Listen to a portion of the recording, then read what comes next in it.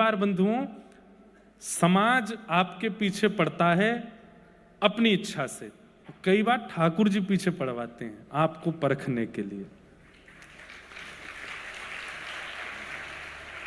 हमारे कल मैं कथा प्रसंग सुना रहा था श्री पुरंदर दास जी का, उनके साथ भी एक लीला करी विट्ठल भगवान ने। ध्यान से सुनना। तो एक बार की बात है, दरबारी पुरंदर दास जी, कल हमने कथा सुनी थी उनके प्रसंग में कि वो महाकंजूस थे, फिर विट्ठल भगवान ने एक लीला करके उनको भक्त बना लिया। जिन्होंने कल नहीं आए थे वो कल की कथा सुन लेना, तो पुरंदर दास जी का चरित्र आ जाएगा स्मरण में। तो जब वो भक्त बन गए, अब तो ऐसा होने लगा कि जैसे ही भक्ति प्रारंभ होती है ना बंधुओं, एक बात बहुत ध्यान से सुनिएगा, जब भक्ति प्रारंभ होती है तो कुछ समय तक अनुभूतियां बहुत होती हैं।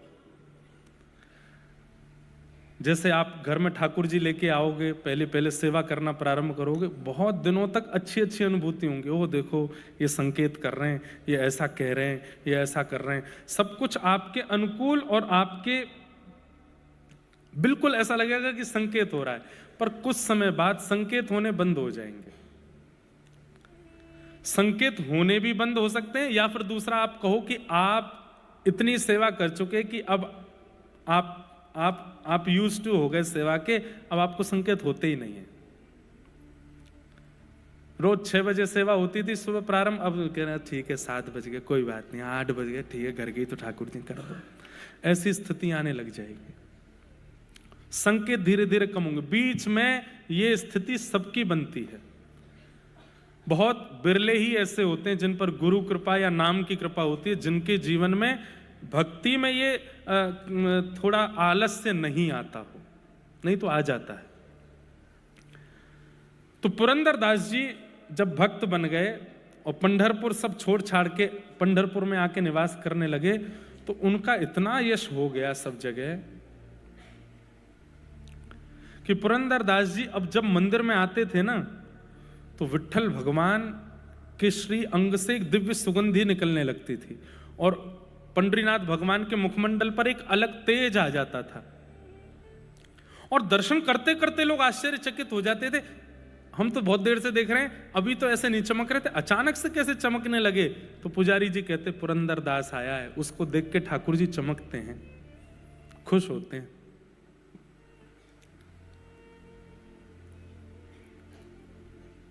अब तो ऐसी स्थिति हो गई, लोग बाहर दर्शन करते थे पंडरीनाथ भगवान का, और जैसी सुगंधी आती थी सबको पता चल जाता था पुरंदर दास आया होगा, और पीछे मुड़ के देखते तो पुरंदर दास जी आए हुए होते थे।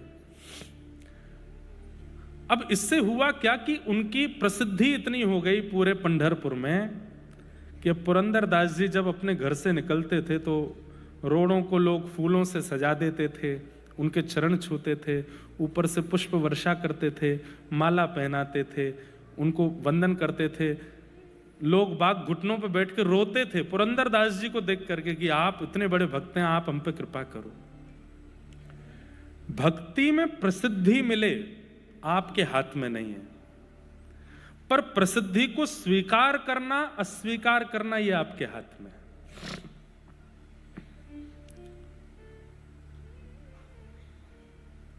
कई प्रसंग जरूरी नहीं आपको ही सुनाए जा रहे हो, कई बार मैं खुद को भी सुनाता हूं। प्रसिद्धि मिलती है, एक भक्त जब भक्ति करने लगता है और उसकी भक्ति से कुछ लोगों के जीवन में परिवर्तन होने लगता है, तो निश्चित है उसको प्रसिद्धि मिलती है। लेकिन प्रसिद्धि को वो स्वीकार ना करे। जब कोई उसको बहुत बहुमान करे, बहुत सम्मान करे, उस समय वो हाथ जोड़ करके ठाकुर जी से यही प्रार्थना करे, मैं लायक तो नहीं हूं इसके, ये सब आप करवा रहे हो नाथ। बहुत ध्यान से सुनिएगा बंधु, बहुत अच्छा प्रसंग है। तो पुरंदर दास जी अपने घर से निकलते हाथ जोड़ते हुए, जो लोग माला पहनाते, प्रणाम करते, वंदन करते, रोते विलकते, सबको देख करके पुरंदर दास जी यही कहते, हे पंडरीनाथ, मैं इसका अधिकारी नहीं हूं, मेरा इतना सम्मान मत कराओ, मैं इसके योग्य नहीं हूं, मेरे साथ ऐसा मत करवाओ। हाथ जोड़ते हुए जाते थे। इतनी प्रसिद्धि हो गई कि अब तो महाराष्ट्र में दूर दूर के शहरों के गांव के लोग पंढरपुर 2 लोगों से मिलने आते थे, या तो पंडरीनाथ या पुरंदरदास। लेकिन अभी तक भी पुरंदरदास जी के चित्त में भक्ति का अभिमान नहीं आया था। एक दिन पंडरीनाथ भगवान, सालों निकल गए, खूब प्रसिद्धि हो गई, पंडरीनाथ भगवान बोले कि अब समय आ गया, क्या, अब पुरंदरदास की परीक्षा लेनी, अब इसकी परीक्षा लेनी। तो कैसे परीक्षा लेंगे? तो मैंने कहा ना, इनसे बढ़िया स्क्रिप्ट राइटर नहीं है कोई। ये ऐसा चक्र घुमाते हैं भैया, आप सोचते रह जाओगे ये क्या हो गया। तो एक नगर वैश्या वो नृत्य करती थी, और जहां वो नृत्य करती थी वहां पर व्यसनी लोग जाते थे उसका नृत्य देखने के लिए। तो वो नृत्य करती थी अपने घर चलाने के लिए, वैश्या थी अपने घर पालन करने के लिए, लेकिन हृदय से परम भक्ता थी पंडरीनाथ भगवान की। रोज पंढरपुर पंडरीनाथ भगवान का दर्शन करने जाती, सौल से अपने आप को छुपा के, क्योंकि उसका नाम तो गलत रूप में लेते थे ना नगर के लोग, तो इसलिए अपने आप को छुपा करके जाती, मुंह ढक करके जाती और पंडरीनाथ भगवान को प्रणाम करती, और प्रणाम करके कहती, मेरे पास कुछ और तो है नहीं देने के लिए, एक नृत्य ही मुझे आता है और यहां मुझे कोई नाचने देगा नहीं। हे नाथ, मेरी भक्ति केवल इतनी है कि मैं रोज सज करके तैयार होकर के नृत्य इसलिए करती हूं कि किसी दिन उन व्यसनियों की भीड़ में आप आओगे मेरा नृत्य देखने और मैं नाचूंगी, आप देखोगे। और रोज पूछती, कब आओगे आप, कब आओगे आप, कब आओगे आप। दर्श बिन दुखन लागे नैन, दरस बिन दुखन लागे, जब ते तुम बिछड़े पिय मुँह से, जब ते तुम बिछड़े पिय मुँह से, एक पल आयो न चैन, एक पल आयो न चैन, दरस बिन दुखन लागे नैन, दरस बिन दुखन लागे। अब स्थिति ये हो गई कि वो वैश्या रोज जाती है और ठाकुर जी के आगे जाके अब डांटती है, मेरे पास क्यों आओगे, वैश्या हूं ना, अपने शरीर को संसार के रंजन में लगा रखा है ना, ये संसार तो मुझे अपवित्र बोलता ही है, लेकिन आप पतित पावन अपने आप को कहना बंद कर दो, क्योंकि पतित पावन वो जो पतितों को भी स्वीकार करता हो। मैं पतित हूं इस पंढरपुर में, आपने अभी तक मुझे स्वीकार नहीं किया, आप पतित पावन कैसे हो गए? सबके यहां आप गए हो, सबके ऊपर आपने कृपा की है, मुझ पर कृपा क्यों नहीं? केवल इतना ही तो मांगती हूं कि किसी दिन मेरे नृत्य में आप आ जाओ। जब वो रोने लगी, ठाकुर जी को डांटने लगी और इस प्रकार से विलाप करने लगी, ठाकुर जी बोले, अब ये इसके नृत्य में हम जाएंगे। तो कैसे जाएंगे? तो ठाकुर जी बोले, एक पंथ दो काज, पुरंदरदास की परीक्षा भी हो जाए और इसके नृत्य में हमारा जाना भी हो जाए। कैसे करें? जय हो डायरेक्टर साहब, सही में अद्भुत है ये। क्या किया पता है? पुरंदरदास का रूप धारण करके नृत्य में चले गए। वैश्या नाच रही है और लोग बाग पी रहे हैं, खा रहे हैं, उस पर पैसे उड़ा रहे हैं, धुआं उड़ा रहे हैं और गंदी गंदी बातें कर रहे हैं। बिल्कुल बिल्कुल मतलब कोई धार्मिक व्यक्ति भी वहां प्रवेश ना करे, तिलक वाला भी प्रवेश ना करे, पुरंदरदास तो बहुत बड़ी बात है। ऐसी सभा थी और वहां पे वो वैश्या नाच रही थी और इतने में ही पुरंदरदास वहां आए। तो जो लोग आड़े टेढ़े लेटे थे, पहले तो पुरंदरदास को देखे, आज ज्यादा चढ़ गई है हमको, हैं? ये कहां से आ गए यहाँ पे? पुरंदरदास को देख करके अपनी आंखें मीड़े, फिर खोल के देखे, है तो वही। पुरंदरदास जी वहां पहुंचे और जाकर के जो बैठे थे उनसे, लाओ भाई मसनद हमारे लिए भी लगाओ, आज हम भी देखें क्या नृत्य है। लेकिन वो वैश्या, उसके तो हाथ पांव कांपने लगे। बोले कि हरि नहीं आए लेकिन हरिजन आ गए हैं, और हरिजन आए हैं। बंधुओं, हरि अगर प्रसन्न होंगे तो वैकुंठ प्रदान करेंगे, लेकिन हरिजन यदि प्रसन्न होंगे तो हरि को प्रदान कर देंगे। हरि प्रसन्न हो ये बाद की इच्छा होनी चाहिए, हरिजन प्रसन्न हो ये पहली इच्छा होनी चाहिए। हरिजन प्रसन्न, आपने हरिजनों को ही उठा रखा है, हरि रिझेंगे आपसे? हरिजनों को ही पीड़ा दे रखी है, हरिजनों को ही कष्ट दे रखा है, हरिजनों को रुलाया है, हरि कैसे मिलेंगे आपसे? वो तो इतनी प्रसन्न हो गई, हे पंडरीनाथ अब आप भले ही मत आना, मुझे तो मिल गया, मेरे हरिजन आ गए सामने, अब तो वो ऐसा नृत्य करे, ऐसा नृत्य करे। लेकिन वहां जो बैठे व्यसनी लोग थे उनको नृत्य दिखाई नहीं दे, वो तो पुरंदरदास को देखें और आपस में चर्चा करें, हमारी पत्नी इनका प्रवचन सुनती है, अभी रुक उसको पकड़ के लाता हूं, दिखाऊं तो सही उसके गुरु का रूप। दौड़ा दौड़ा गया, कोई अपनी पत्नी को बुलाने गया, कोई अपने मित्रों को बुलाने गया, कोई अपने जो प्रवचन सुनते थे, जो उनको प्रणाम करते, सबको खींच के लाया, देखो तुम्हारा पुरंदरदास क्या कर रहा है। और सब लोग आकर के अपने मुंह पे हाथ, हाय राम हाय, ये पुरंदरदास वैश्या, छी छी, राम राम राम राम राम।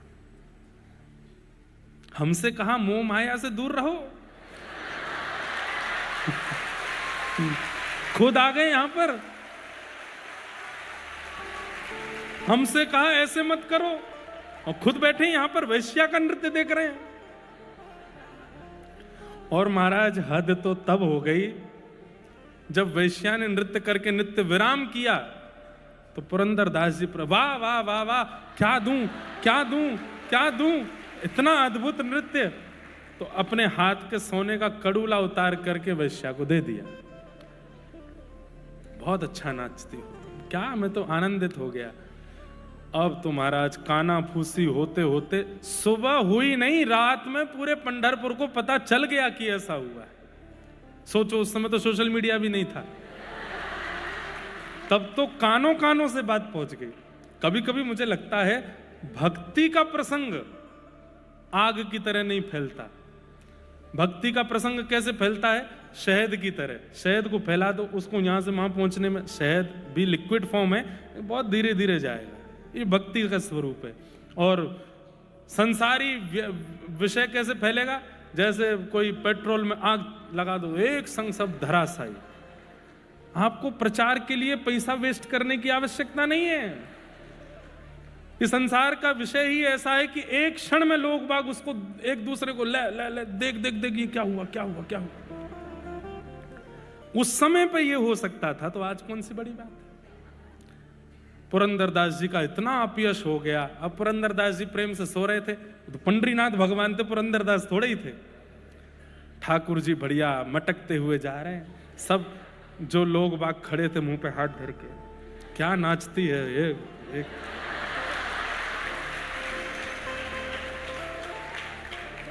दो चार लोग बोले, अब तो आप भी हमारी कम्युनिटी ज्वाइन कर लिए, कल भी आइएगा और बढ़िया व्यवस्था रखेंगे। इसलिए हम कहते हैं बहुत बढ़िया डायरेक्टर हैं ये। लेकिन ठाकुर जी तो अंतर ध्यान होके मंदिर पहुंच गए।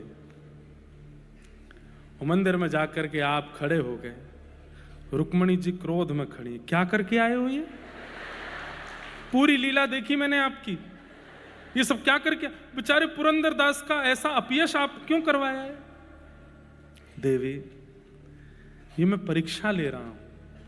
पुरंदर अब भक्त हो गया है, उसका इतना सम्मान हो गया है, पूरा जगत उसको पूजने लगा है। ये परिस्थिति देख करके मैं देखना चाहता हूं वो मेरे प्रति अब कैसा भाव रखेगा, उसके मन में क्या आएगा। और तुम भी देखना, ये परीक्षा मुझे करनी है, और केवल पुरंदर की नहीं, मैं अपने सब भक्तों की ऐसी परीक्षा लेता हूं, मुझे करने दो। प्रातः काल आज का सूर्य उदय सुखद नहीं था। अब हंसना नहीं, गंभीरता से सुनना। पुरंदरदास जी नित्य के भांति सुबह ब्रह्म मुहूर्त में उठे। उन्हें तो कुछ पता ही नहीं था क्या हो गया पंढरपुर में। उठ करके तिलक स्वरूप आदि लगा करके तैयार हुए। तैयार होने के बाद में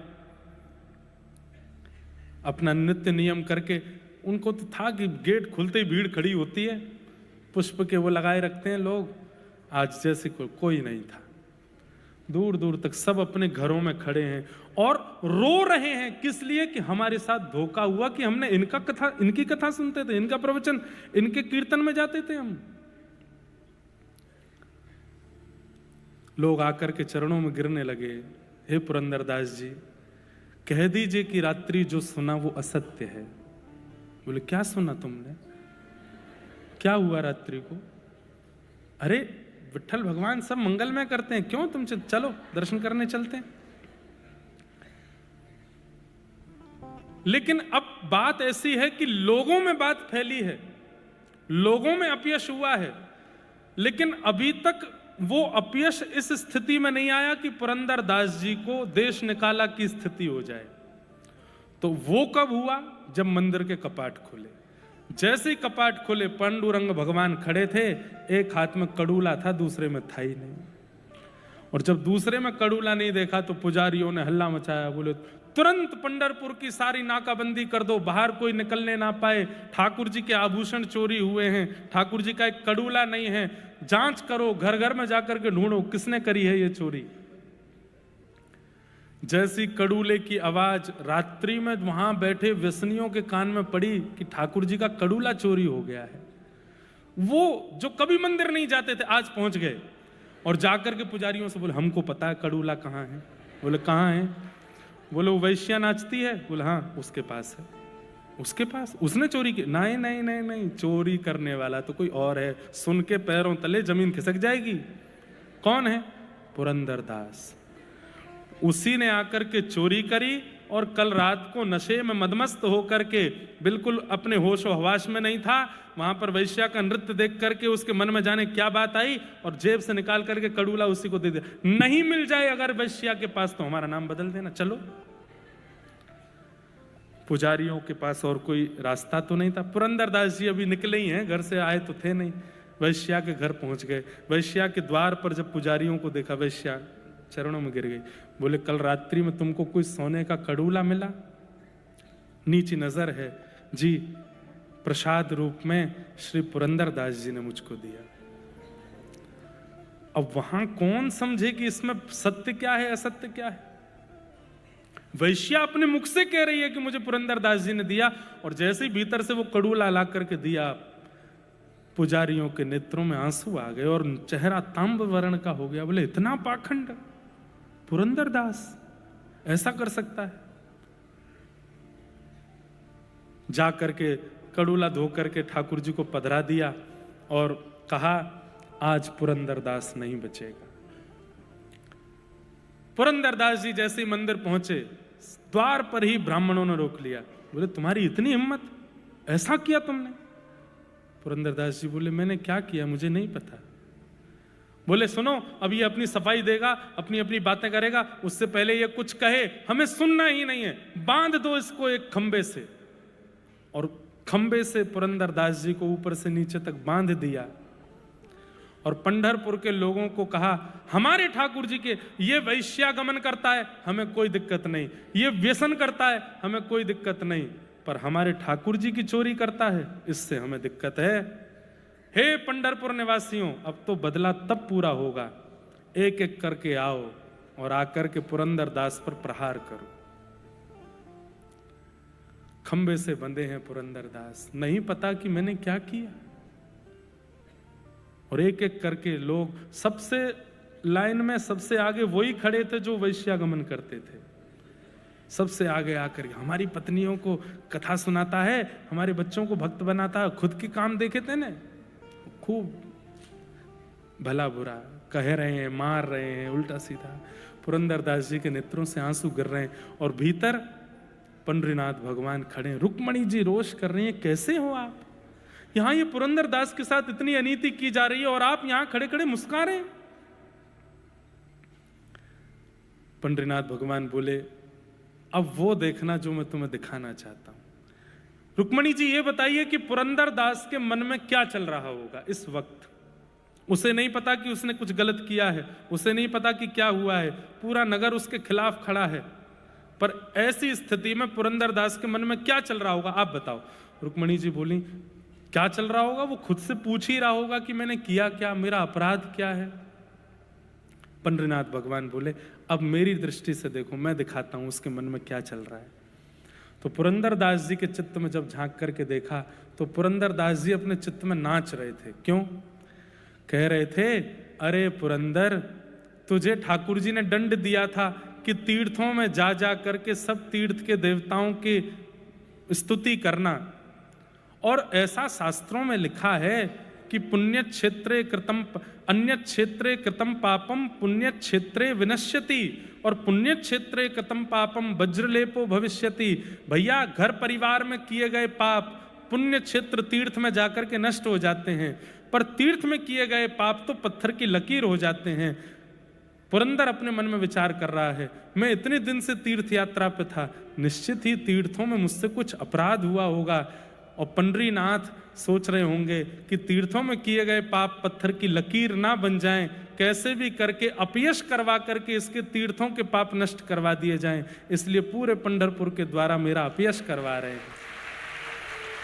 मुझसे निश्चित ही तीर्थ क्षेत्रों में पाप बना होगा, ये पंडरीनाथ भगवान मेरा भला करवा रहे हैं, मेरे कोई शेष पाप रह गए होंगे, उनको इस अपयश के द्वारा, ये लोगों की अनर्गल बातों के द्वारा ठाकुर जी कटवा रहे हैं। कोई बात नहीं पुरंदर दास, विट्ठल ने तेरे लिए अच्छा सोचा है, इसलिए सब हो रहा है, स्वीकार कर ले।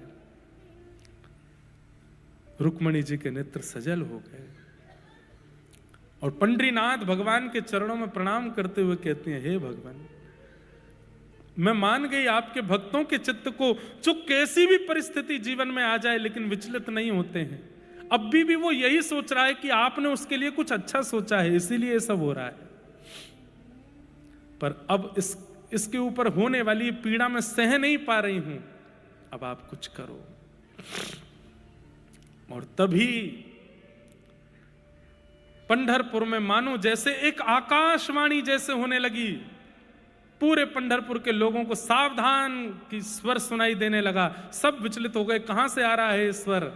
तभी देखा मंदिर में खड़े पांडुरंग भगवान बोल रहे हैं, मैं बोल रहा हूं, अभी इसी वक्त पुरंदर दास को खोल दो, इसने कोई भी पाप नहीं किया है, इसने कोई भी ऐसा अनर्गल कृत्य नहीं किया है। उस वैश्या की इच्छा थी कि मैं उसके नृत्य में जाऊं, पर मैं अपने रूप में जाता तो वो नृत्य नहीं कर पाती, इसलिए मैं ही पुरंदर दास का रूप धारण करके गया और उस वैश्या के नृत्य में जाकर के मैंने ही अपना कड़ूला प्रदान किया।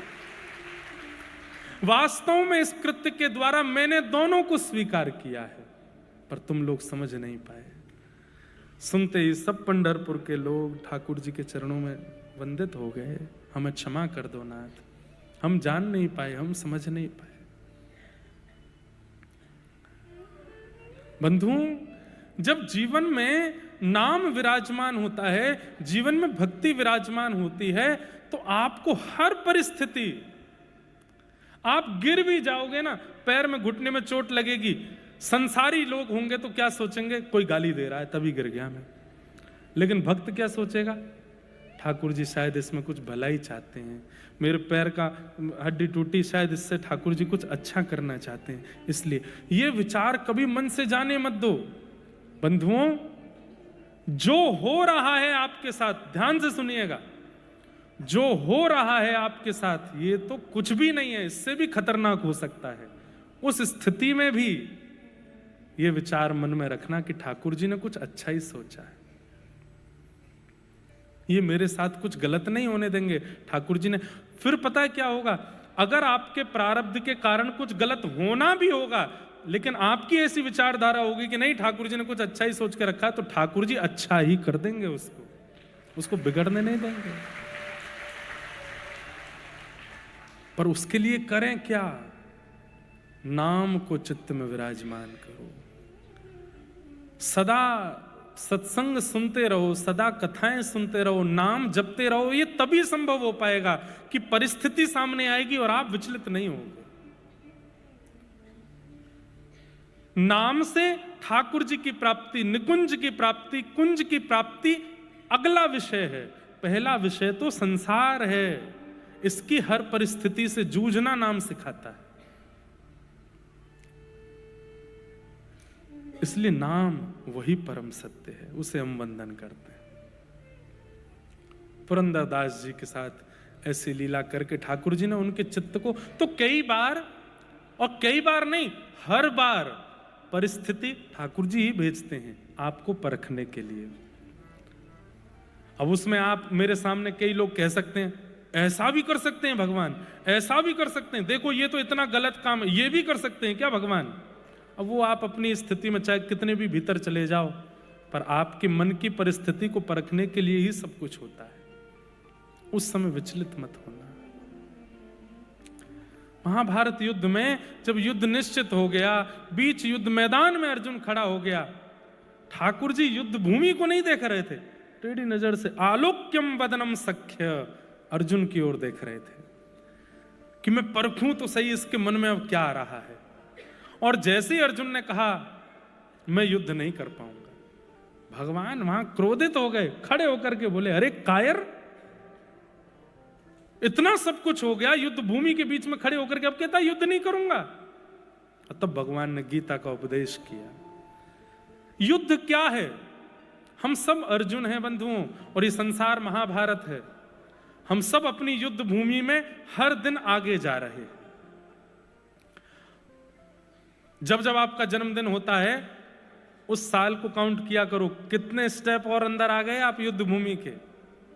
अब 25 स्टेप अंदर आ गए, अब 27 पग अंदर आ गए, अब 35 पग अंदर आ गए। जितने पग भीतर जाओगे उतनी परिस्थिति विचलित करने वाली होगी। पर आपने हार मान ली, हाथ पैर कांप करके ठाकुर जी से कहा अब नहीं झेल रहा मुझसे ये संसार। ठाकुर जी को उस समय क्रोध आता है। क्यों? तेरी परिस्थितियां काटने के लिए, तेरे प्रारब्ध नष्ट करने के लिए और खुद को प्राप्त करवाने के लिए ये स्थिति बनी है। मुझ पर विश्वास नहीं है? अरे तू जूझ, तू लड़, बस नाम का आश्रय ले, आचार्यों की वाणी का आश्रय ले, लड़ ले इस युद्ध को, निकल जा इससे पार। बस इस भावना से चलो। ऐसे परम सत्य भगवान के हम नाम को प्रणाम करते हैं, उनके नाम को हम वंदन करते हैं। नित्य जपा करो,